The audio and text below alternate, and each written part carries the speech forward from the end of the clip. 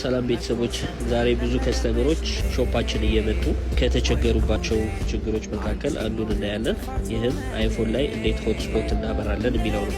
እዚህ ላይ እንደሚታየው ሴቲንግ ላይ ገብተን ዳታ ላይ ስንገባ ሆትስፖቷ እንደጠፋች ነች።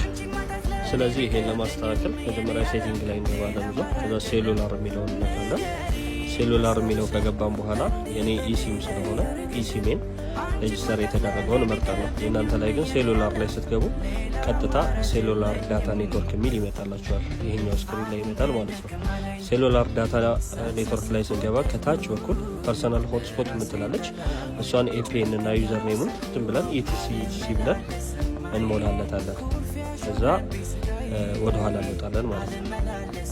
እንደሚታየው ወደኋላ ስንወጣ ፐርሰናል ሆትስፖት የምትለዋ ትበራለች።